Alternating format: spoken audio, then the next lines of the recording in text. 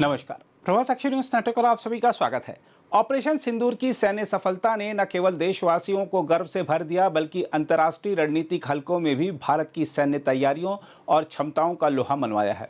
इस ऑपरेशन में राफेल लड़ाकू विमानों की निर्णायक भूमिका ने वैश्विक स्तर पर भारत की वायु शक्ति को मजबूती दी। लेकिन इस सफलता के ठीक बाद चीन ने एक संगठित डिसइंफॉर्मेशन कैंपेन यानी गलत सूचना अभियान के जरिए राफेल विमानों को बदनाम करने की कोशिश की।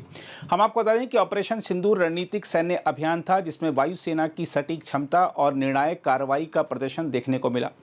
इस ऑपरेशन में राफेल विमान को केंद्र में रखा गया जिसने तेज, गुप्त और लक्ष्य भेदी हमलों को अंजाम दिया। लेकिन ऑपरेशन की सफलता के बाद चीन ने कई माध्यमों से यह दावा फैलाना शुरू किया कि राफेल विमान तकनीकी रूप से उतने सक्षम नहीं है जितना प्रचार किया गया। भारत ने ऑपरेशन की सफलता को बढ़ा चढ़ाकर पेश किया। राफेल की मारक क्षमता चीनी J-20 के मुकाबले कमजोर है। यह ऑपरेशन फ्रांस के समर्थन से किया गया प्रोपेगेंडा मात्र है। इन सभी बातों को चीनी सोशल मीडिया हैंडल्स, सरकारी प्रचार तंत्र और कुछ छद्म स्वतंत्र विश्लेषकों के माध्यम से प्रचारित किया गया। दरअसल चीन पिछले कुछ वर्षों में हाइब्रिड वॉरफेयर में विशेषज्ञता हासिल कर चुका है।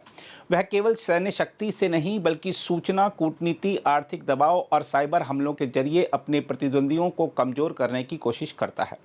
राफेल के खिलाफ यह गलत सूचना अभियान भारत की सैन्य छवि को कमजोर करने, फ्रांस के साथ भारत की रक्षा साझेदारी को डगमगाने और अंतर्राष्ट्रीय मंचों पर भारत की विश्वसनीयता पर सवाल उठाने के उद्देश्य से चलाया गया। लेकिन फ्रांस की सरकार और वहां की खुफिया एजेंसियों ने भी चीन की इस साजिश को पहचान लिया है और इसके विरुद्ध कार्रवाई के संकेत दिए हैं।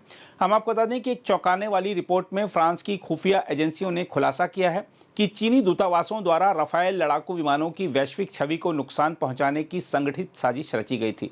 इस खुलासे ने न केवल रक्षा क्षेत्र में हलचल मचा दी है बल्कि यह भारत फ्रांस रक्षा सहयोग के खिलाफ एक सुनियोजित चीनी कूटनीतिक हमले के रूप में भी देखा जा रहा है।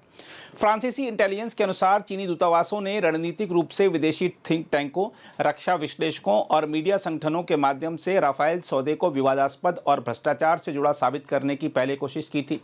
इस कार्य में सोशल मीडिया अभियानों, लीक रिपोर्टों और फेक न्यूज पोर्टलों का भी प्रयोग किया गया जो अक्सर भारत में विपक्षी हलकों और अंतर्राष्ट्रीय मीडिया में राफेल घोटाले के नाम से प्रचारित होती रहीं। दरअसल चीन को यह भलीभांति पता है कि भारत उसका सबसे बड़ा सामरिक प्रतिद्वंदी है, विशेषकर इंडो पैसिफिक क्षेत्र में। ऐसे में भारत की सैन्य शक्ति को कमजोर करना उसकी दीर्घकालिक रणनीति का हिस्सा रहा है।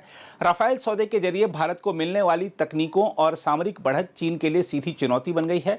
2016 में भारत और फ्रांस के बीच हुए 36 राफेल विमानों के सौदे को चीन ने हमेशा संदेह और असुरक्षा की दृष्टि से देखा है।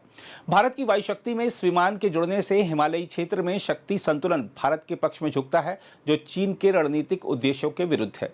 देखा जाए तो यह घटनाक्रम एक बार फिर साबित करता है कि चीन केवल सैन्य या आर्थिक मोर्चे पर ही नहीं बल्कि सूचना, युद्ध और कूटनीतिक साजिशों के जरिए भी अपने विरोधियों को कमजोर करने की कोशिश करता है।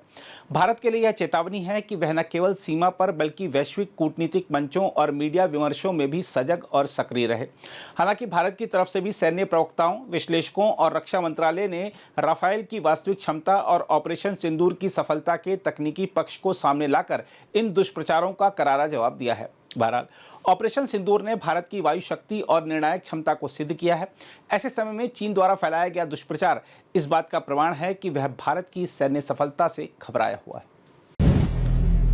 अगर आप भी लेना चाहते हैं देश दुनिया की तमाम जानकारी तो आज ही सब्सक्राइब करें हमारे चैनल को। साथ ही नीचे दिए बेल आइकन को जरूर दबाएं ताकि हर अपडेट आप तक पहुंच सके।